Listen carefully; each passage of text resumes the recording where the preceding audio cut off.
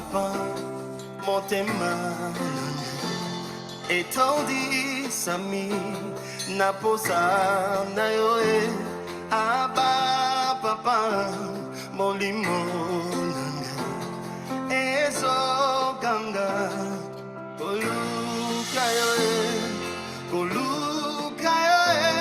nana koti kateo, kotambole neo, osamo te manga, kolanda yoe, nana kole mbateo, kongumba mela yo, tina bumo idake.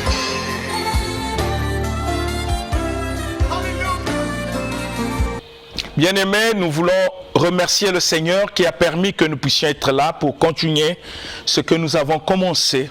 Et nous savons que notre grand thème, c'est le cœur de l'homme. Simplement parce que nous ne pouvons pas servir Dieu avec notre chair, nous le servons avec notre cœur, parce que le Seigneur sonde les cœurs. C'est du cœur que nous pouvons servir le Seigneur. C'est ainsi que nous sommes en train de voir ce que le Seigneur Jésus a prescrit, pour que nous puissions le servir non selon notre volonté, mais selon sa volonté, bien-aimé. Je vous ai dit au cours de cette émission que le Seigneur a dit « Mes voix ne sont pas vos voix, mes pensées ne sont pas vos pensées ». J'aimerais que nous puissions réfléchir sur cette phrase du Seigneur. Il est impossible, comme je le dis souvent, que nous puissions servir Dieu avec nos pensées, avec nos voix, avec ce que nous pensons que ça peut plaire au Seigneur. Non.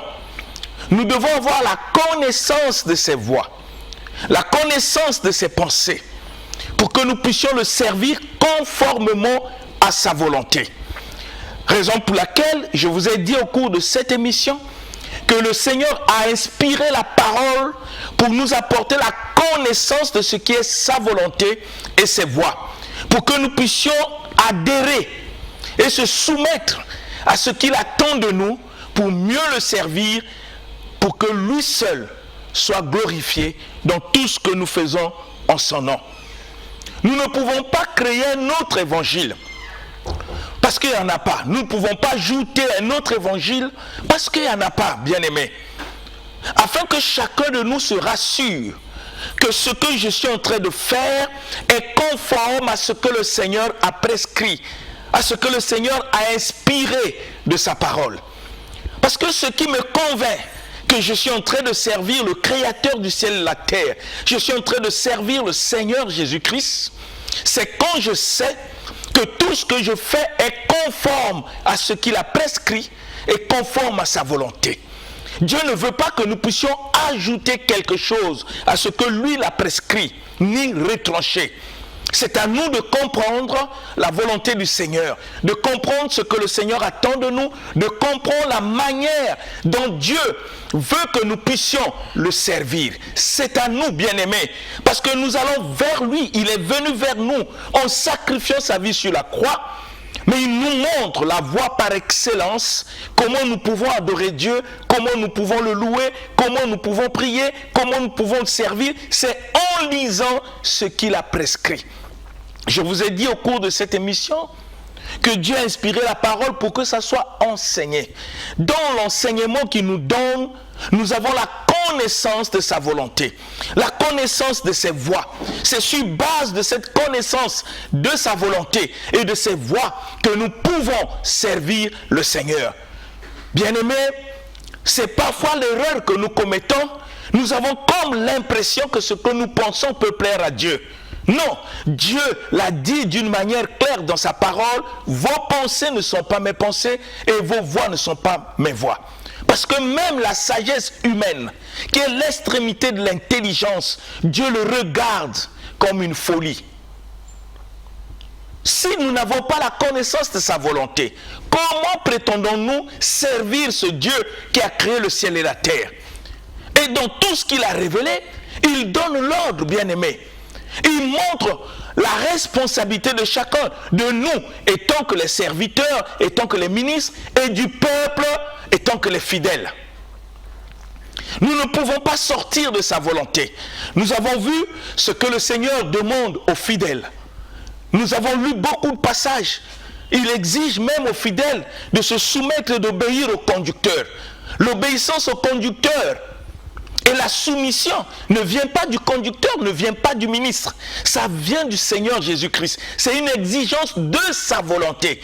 Si je veux servir le Seigneur, conforme à sa volonté, il faut que je puisse plier mon cœur. Il faut que mon cœur accepte de faire, de pratiquer, d'obéir, de se soumettre à ce que le Seigneur m'exige dans sa parole. S'il me dit je dois me soumettre au conducteur, je n'ai pas besoin de raisonner. C'est d'appliquer sa parole. Comme Jésus l'a dit, pourquoi m'appelez-vous Seigneur et ne faites-vous pas ce que moi je dis? Un véritable chrétien ne vient pas à l'église pour imposer à Dieu sa volonté. Il vient pour se soumettre à la volonté du Seigneur. Et se soumettre à la volonté du Seigneur, c'est de connaître sa parole, de connaître ce qu'il a dit, de connaître ce qu'il attend de nous. Malheureusement, bien-aimés, aujourd'hui, nous les chrétiens, nous n'arrivons pas à chercher la volonté de Dieu. Nous voulons utiliser le Seigneur pour l'accomplissement de nos désirs charnels. C'est ainsi que nous créons toute forme de doctrine, toute forme de choses, pensant que ça vient de Dieu. Bien-aimés, rappelez-vous de ce que le Seigneur a dit dans le livre de Matthieu. Qu'est-ce qu'il dit dans le livre de Matthieu, chapitre 7, à partir du verset 21 ? Il dit, ce n'est pas tous ceux qui m'appellent Seigneur qui rentreront. Nous pouvons appeler Jésus Seigneur, nous pouvons appeler Jésus notre Dieu, mais ce n'est pas le fait que nous avons confessé qu'il est Seigneur que nous allons rentrer. Dieu est tellement clair dans sa parole. Il dit, ce n'est pas tous ceux qui m'appellent Seigneur qui rentreront. C'est celui-là seul qui fait la volonté de mon Père. Comment je peux faire la volonté de Dieu sans avoir la connaissance de cette volonté? Or, cette volonté du Seigneur auquel je suis appelé à pratiquer, à vivre, à me soumettre, nous est révélée par la parole que le Seigneur a inspirée. Donc, j'ai besoin de comprendre ce que Dieu attend de moi pour que je me soumets à la volonté de Dieu. Appeler Jésus Seigneur, ça ne suffit pas. Dire aux gens qu'il est notre sauveur, ça ne suffit pas. Dieu ne veut pas que nous puissions lire la Bible pour augmenter notre connaissance, mais nous devons la lire pour pratiquer ce que lui-même il a inspiré et ce qu'il exige pour que nous puissions la vivre. Et nous avons compris ce que le Seigneur demande à des fidèles. Et les fidèles doivent les comprendre. C'est une exigence de Dieu. Un fidèle qui ne comprend pas ce que Dieu attend de lui, qui ne met pas son cœur, il ne sert pas Dieu. C'est comme s'il est en train de préparer l'enfer dans l'église. Parce que son cœur n'est pas conforme à ce que le Seigneur attend de lui. Dieu ne voit pas l'apparence de nos louanges, mais il sonde les cœurs. Est-ce que notre cœur est déterminé à se soumettre à sa volonté? Non seulement le Seigneur a parlé des fidèles, d'obéir, de se soumettre, mais Dieu aussi a montré ce que doit être un ministre de Dieu.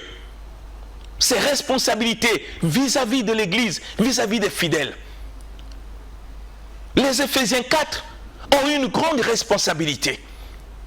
La question que nous devons nous poser, est-ce que tant qu'Éphésiens 4 et tant que ministre de Dieu, je suis en train de faire exactement ce que le Seigneur a recommandé pour un ministre de la parole? Est-ce que je suis dans les voies de Dieu? Ma manière de servir, ma manière d'être, ma manière de vivre, bien aimé. C'est des choses que nous devons comprendre. Parfois, nous avons la joie pour tout ce que Dieu fait dans notre vie. Mais ce que Dieu fait dans notre vie ne garantit rien. Ne garantit rien. Je peux vivre une vie qui n'est pas conforme à la volonté de Dieu, mais pour l'amour de Dieu, pour des âmes, il peut m'utiliser pour sauver ces âmes. Mais il ne l'utilise pas parce que moi je suis conforme à sa volonté. Il l'utilise. Il m'utilise pour sauver les restes. Mais moi-même, comment je marche? Comment je vis? Comment je le sers? Est-ce que je fais exactement ce que Dieu attend de moi et le pourquoi qui m'a établi pasteur, apôtre, évangéliste, docteur et prophète? Est-ce que je suis en train de faire en quoi Dieu m'a établi? C'est une mission. Le ministère, c'est un mandat qui est accompagné d'une mission révélée par la parole. C'est ainsi que nous allons relire un passage pour que nous puissions comprendre ce que nous sommes en train de développer ici. Si nous lisons le livre d'Éphésiens, j'aimerais qu'on puisse lire le livre d'Éphésiens, chapitre 4, pour comprendre quelle est la mission de ceux qui sont appelés les ministres. Pour que nous puissions comprendre, est-ce que nous sommes en train de faire la mission auquel Dieu nous a mandatés? Est-ce qu'on le fait? Ou nous avons créé autre chose? Ou nous avons créé une forme de distraction? Pour qu'on sache que j'ai la connaissance, pour qu'on sache que je prêche bien, pour qu'on sache que j'ai le renommé. Est-ce que c'est en cela que Dieu nous a appelés? Regardez le livre d'Éphésiens, chapitre 4. Nous allons lire à partir du verset 11 jusqu'au verset 14 pour comprendre la mission qui nous sont assignée, nous étant que ministres de Dieu, pour que chacun de la grâce qu'il a reçue de son ministère, qu'il puisse penser, est-ce que je suis en train de faire exactement ce que le Seigneur attend de moi? Parce que ce qui est écrit, c'est ce que le Seigneur a prescrit. Et Jésus était clair avec ses apôtres. Il a dit, vous devez enseigner aux gens tout ce que je vous ai prescrit dans le but d'amener ces personnes à obéir. Mais si nous n'avons pas ce que Dieu nous a prescrit, si nous n'avons pas la vraie connaissance de sa parole, de l'évangile, qu'est-ce que nous enseignons à ce peuple? Pour les amener où? C'est une grande responsabilité. La fierté, comme je l'ai dit, n'est pas seulement d'avoir beaucoup de gens dans l'église, mais la fierté d'un homme de Dieu, c'est de poser la question, est-ce que toutes ces âmes que Dieu envoie à l'église, le jour où le Seigneur Jésus va revenir, est-ce que toutes ces âmes seront sauvées? Quel est le travail que je fais? Qu'est-ce que Dieu m'a recommandé à faire dans son église? Est-ce que je suis en train de faire cela conformément à ce que le Seigneur a révélé dans sa parole? Lisons le livre d'Éphésiens. Éphésiens chapitre 4. Nous lisons le verset 11 jusqu'au verset 14 pour que nous comprenions, bien aimés, ce que Dieu attend de nous et tant que ministres. Éphésiens chapitre 4, du verset 11 au verset 14, dans la version Louis II, nous lisons notre Seigneur Jésus-Christ. Amen. Verset 11. Et il a donné les uns comme apôtres, les autres comme prophètes, les autres comme évangélistes, les autres comme pasteurs et docteurs, pour le perfectionnement des saints, en vue de l'œuvre du ministère et de l'édification du corps de Christ, jusqu'à ce que nous soyons tous parvenus à l'unité de la foi et de la connaissance du Fils de Dieu, à l'état d'homme fait, à la mesure de la stature parfaite de Christ, afin que nous ne soyons plus des enfants, flottant et emportés à tout vent de doctrine par la tromperie des hommes, par leur ruse dans les moyens de séduction. Amen. Bien-aimés, Dieu nous révèle la mission des Éphésiens 4, des ministres de Dieu. Être ministre n'est pas une fierté, c'est une responsabilité. Mais il faut comprendre, est-ce que je suis en train d'assumer mes responsabilités telles que le Seigneur l'a révélé dans sa parole, ou je suis en train de faire autre chose pour mon renommée personnelle, sans accomplir exactement le pourquoi Dieu m'a confié le ministère, ce mandat. Dieu a dit, il nous a donné ces ministères, pasteurs, apôtres, prophètes, évangélistes, docteurs. Pourquoi Dieu nous a confié ce ministère? Dieu montre la raison et il dit, c'est pour le perfectionnement des saints. Nous sommes établis pour perfectionner les saints, les fils et les filles de Dieu. Nous n'allons pas les perfectionner avec nos philosophies, avec des choses que nous avons apportées à l'église. Nous allons les perfectionner selon la volonté de Dieu, selon ce que Jésus a prescrit, bien-aimés. Je insiste sur ça parce que Jésus a insisté aux apôtres, enseignez-leur à observer et à obéir tout ce que moi je vous ai prescrit. afin que nous ne puissions pas ajouter des philosophies dans ce que le Seigneur a prescrit. C'est ainsi que Dieu nous a confié le ministère dans l'unique but, d'abord, de perfectionner les saints, de leur amener à un niveau de perfection, afin qu'ils soient aptes et capables d'assumer et d'accomplir ce que Dieu attend d'eux dans l'œuvre du Seigneur. Ça, c'est la première mission que nous devons, parce que si nous ne le faisons pas, nous serons responsables de leur égarement. Nous ne pouvons pas simplement, bien-aimés, exiger aux fidèles à l'Église de faire ce que Dieu attend d'eux par rapport aux Écritures à notre égard, mais nous devons aussi faire ce que le Seigneur attend de nous à leur égard. Parce que c'est écrit. Chacun doit comprendre, est-ce que le souci de mon cœur, c'est de perfectionner les saints que Dieu envoie à l'Église sous ma garde, sous ma responsabilité. Parce que dans le livre d'Hébreux 13, le Seigneur dit que nous veillons sur leurs âmes.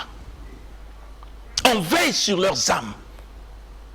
La mission, c'est de les amener à la perfection. Pas avec nos philosophies, pas avec ce que nous prétendons connaître, mais avec l'évangile. L'évangile tel que Dieu l'a révélé dans sa parole. C'est ainsi que tout ministre de Dieu doit avoir la vraie connaissance des choses que Jésus a prescrites pour son Église. Pour que nous puissions avoir des églises, des âmes qui composent ces saints qui viennent, puissent être conformes à l'Église telle que le Seigneur l'a conçue. Quand il disait, je bâtirai mon Église, il y a une vision de l'Église que le Seigneur avait conçue. Et il nous a donné la responsabilité de faire ce travail pour que l'Église soit conforme au modèle que lui il veut, pas au modèle que nous voulons. Et tant que ministre de Dieu, c'est une grande responsabilité. Avant de parler de l'égarement des âmes, avant de parler de la rébellion des âmes, même au sein de l'Église, il faut qu'on se pose la question, est-ce que nous avons suffisamment nourri ces âmes, leur donner ce qu'il faut pour qu'ils deviennent ce que Dieu attend d'eux? Parce que la responsabilité d'enseigner l'évangile, de former ces personnes, c'est sur nos épaules. On n'est pas ministre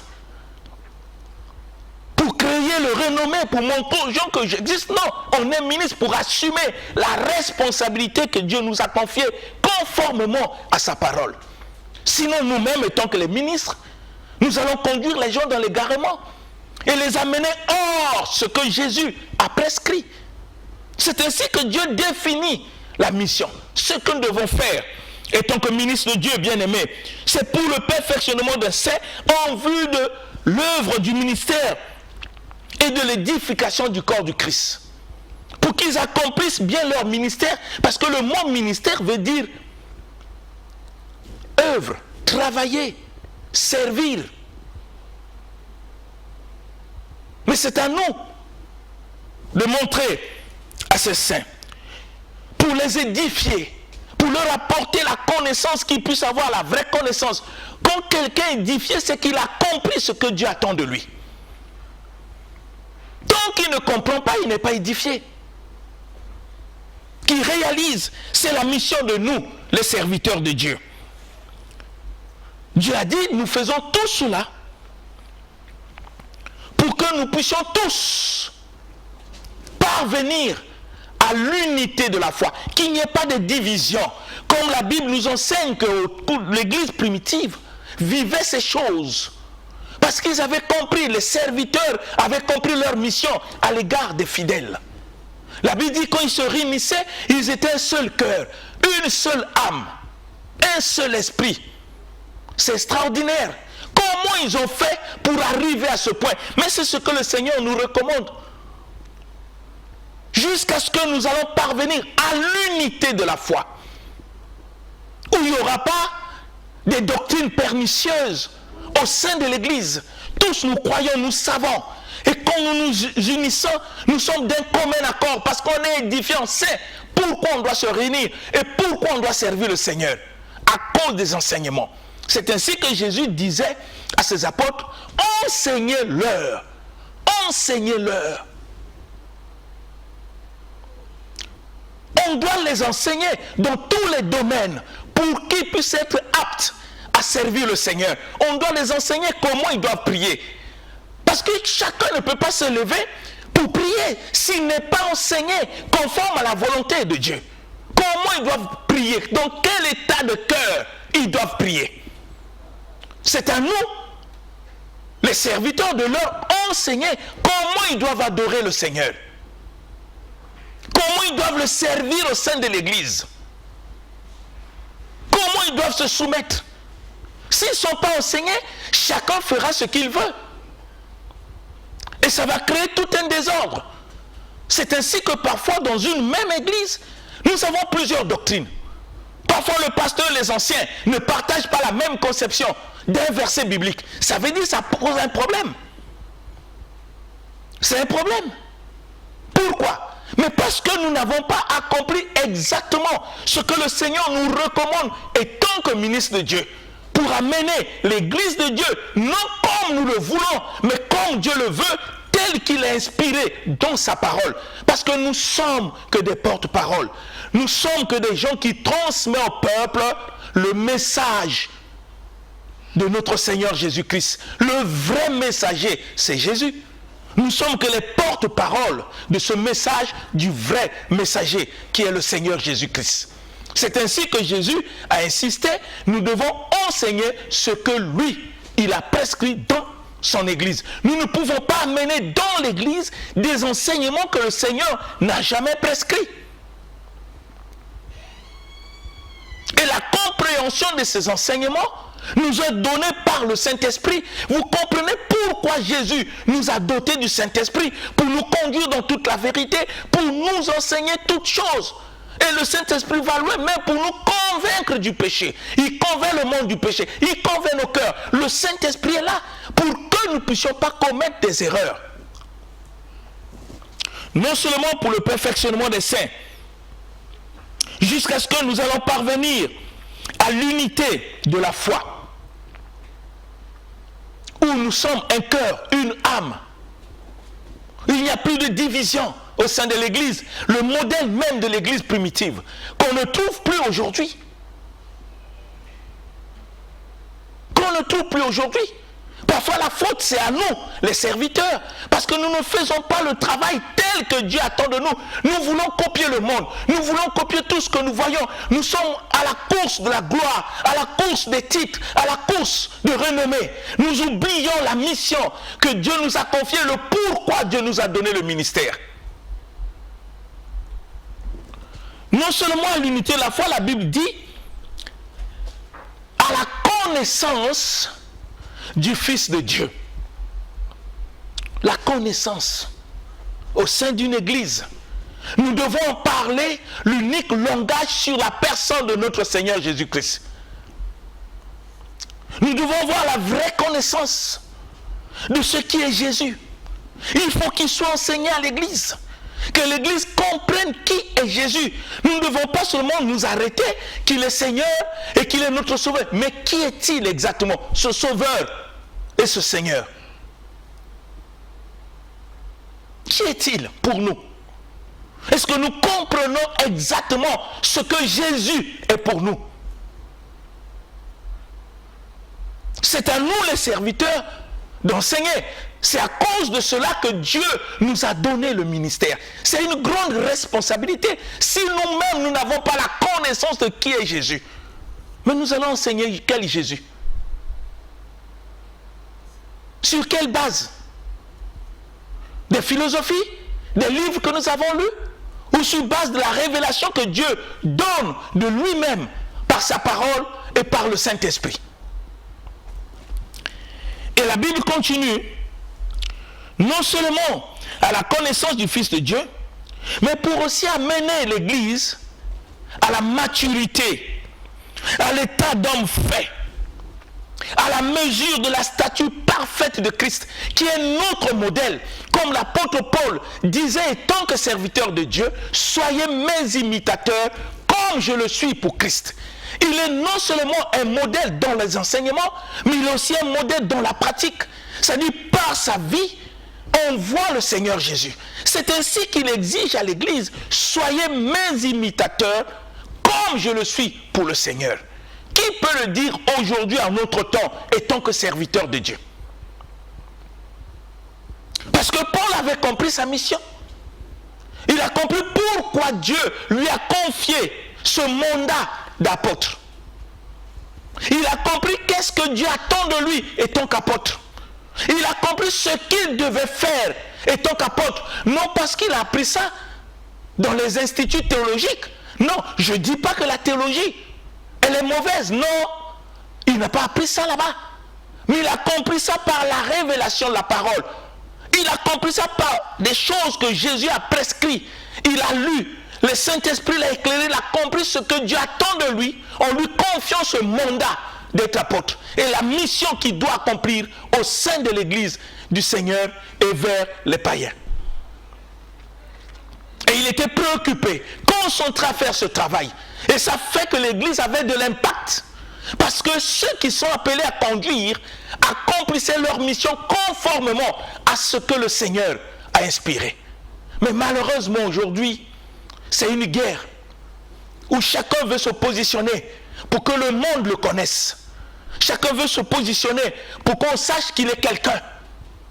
Mais si le monde te connaît,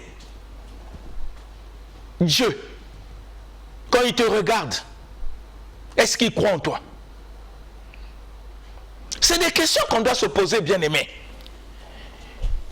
On doit se poser. Parce que la mission, il faut amener l'Église à la maturité. C'est tout un travail que nous devons faire. Un travail qui touche le cœur, qui ne touche pas la chair, qui ne provoque pas les émotions, mais qui amène l'Église à prendre conscience de ses responsabilités et de ce que Dieu attend de lui. C'est une responsabilité, bien-aimée. Une grande responsabilité. Et nous devons le comprendre. Étant que serviteurs de Dieu, c'est la mission que Dieu nous a confiée. Bien que nous pouvons enseigner à l'Église ce que Dieu attend des fidèles. Chaque fidèle a la responsabilité d'obéir à ce que Dieu attend de lui à l'égard des serviteurs de Dieu et à l'œuvre qu'il doit accomplir au sein de l'Église. Mais pour que le fidèle le fasse, il faut qu'il soit enseigné. Et ceux qui sont appelés à enseigner sont des Éphésiens 4, bien-aimés. Mais si nous ne sommes pas attelés à ce travail, si nous cherchons la prospérité, si nous cherchons à être riches, si nous cherchons à conquérir le monde, en oubliant le pourquoi Dieu a fait de nous apôtres, pasteurs, évangélistes, docteurs et prophètes, nous contribuons à la destruction et à l'égarement des personnes que Jésus-Christ a payées de sa vie sur la croix. Non seulement nous devons amener l'Église à la maturité, le but, c'est afin que l'Église, ses âmes, ne soient plus des enfants, qu'ils puissent plus être des enfants, ballottés par tout vent de doctrine. Dieu nous avertit parce qu'il y a plusieurs doctrines, ballottés par tout vent de doctrine. Je vais parler ici, au cours de cette émission, tellement il y a des fausses doctrines qui sont rentrées dans l'Église. On enseigne aux gens des choses qui ne les préparent pas à l'enlèvement. Mais on enseigne aux gens des choses qui les poussent à rester dans le monde. Et tant que le monde auquel nous vivons est passager, n'est pas éternel, bien-aimé. Nous devons comprendre cela. Parce que c'est une mission que Dieu nous a confiée. Pour que les enfants ne soient plus flottants, ballottés à tout vent de doctrine, emportés à tout vent de doctrine par la tromperie des hommes. Il y a beaucoup de tromperie. Quand vous prenez ce qui est devenu comme une doctrine de la prospérité, bien-aimé, vous devez comprendre que Dieu peut rendre quelqu'un riche, milliardaire. Oui, ça c'est la vérité. Mais la doctrine qui est enseignée pour le devenir, ça met en cause parfois la révélation de la parole. Parce que je vous ai dit ici, à un certain moment qu'on veut enseigner aux gens la notion de la prospérité comme les gens ont l'habitude de faire. On prend un passage biblique pour le faire sortir de son contexte et ça devient un prétexte. En disant aux gens, l'or et l'argent appartiennent à Dieu. Et on pense que ce passage parle de la richesse. On pense que ce passage parle de la prospérité. Bien-aimés, vous voyez, c'est enseigné. Et ça rend les gens paresseux. Comme si la foi en Dieu était un moyen de s'enrichir. Comme si on vient à l'église pour être riche. Je vous ai dit que Dieu peut rendre des gens riches et milliardaires. Mais ce n'est pas dans des fausses doctrines. Parce que le Seigneur même, quand il parle de la richesse, comment on peut devenir prospère? La Bible nous enseigne. Dieu dit, je bénirai l'œuvre de tes mains. Le fruit de ton travail, il va le bénir. Ça veut dire que ce que tu fais, ce que tu entreprends, n'est pas une bénédiction. Mais quand la bénédiction de Dieu vient sur ce que tu fais, ça produit la prospérité.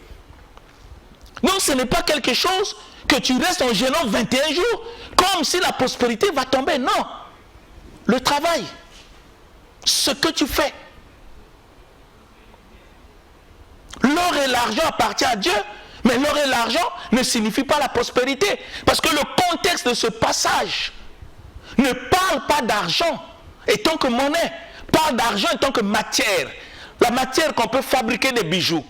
Ça parle d'or étant que la matière. Et vous savez que l'or, c'est ce symbole de la royauté. Et l'argent, c'est le symbole du pouvoir.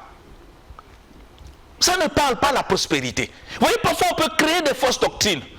Et ceux qui ne sont pas fermés, ceux qui n'ont pas l'enseignement, peuvent être emportés. Mais la mission de nous, les Éphésiens, c'est amener l'Église à s'asseoir sur ce que Jésus a prescrit, afin qu'ils comprennent quand les vents des fausses doctrines arrivent, ces personnes seront inébranlables et fermes dans la vérité parce qu'ils l'ont reçu. C'est notre mission. La question, est-ce que nous le faisons, étant que les Éphésiens 4? Est-ce que nous avons le souci des âmes que Dieu envoie à l'Église? Est-ce que nous avons le souci de les former conformément à la volonté de Dieu, de faire d'eux des hommes et des femmes mûrs, pleins de caractère, pleins de connaissances de ce qui est la pensée de Dieu et la volonté de Dieu, pour qu'ils ne soient plus emportés par tout vent de doctrine? Parce qu'ils sont assis sur l'évangile pur, sur la vérité de ce que le Seigneur a inspiré dans sa parole. C'est notre mission. Aujourd'hui, nous pouvons nous lamenter en tant que des pasteurs, lamenter en tant qu'apôtres, prophètes, sur l'Église, sur les âmes, lamenter sur leur comportement, lamenter sur leurs attitudes, oui. Mais la question, est-ce que nous avons pu faire exactement ce que le Seigneur attend de nous à leur égard pour les affermir? Avant de se lamenter, il faut poser la question, quel est le travail que j'ai fait dans la vie de ces personnes? J'aimerais que nous puissions lire le livre de Luc. Vous allez comprendre quelqu'un qui a compris le souci, la valeur d'une âme. Quand même le Seigneur réclame, mais il a compris ce que Dieu attend de lui, tel que nous venons de lire dans le livre d'Éphésiens chapitre 4. Lisons un peu le livre de Luc. Prenons le livre de Luc. Nous allons lire le chapitre 13. Lisons le verset 16. C'est le Seigneur qui donne une parabole pour nous enseigner non seulement les fruits qu'une âme doit produire, mais la mission d'un serviteur. La mission des Éphésiens 4 à l'égard de ces âmes-là. Lisons la parole de Dieu. Nous lisons à partir du verset 6 jusqu'au verset 9. Que dit la parole? Luc chapitre 13, du verset 6 au verset 9, nous lisons notre Seigneur Jésus-Christ. Amen. Il dit aussi cette parabole. Un homme avait un figuier planté dans sa vigne. Il vint pour y chercher du fruit, et il n'en trouva point. Alors il dit au vigneron, voilà 3 ans que je viens chercher du fruit à ce figuier, et je n'en trouve point. coupe-le. Pourquoi occupe-t-il la terre inutilement? Le vigneron lui répondit, Seigneur, laisse-le encore cette année. Je creuserai tout autour et j'y mettrai du fumier. Peut-être à l'avenir donnera-t-il du fruit, sinon tu le couperas. Amen.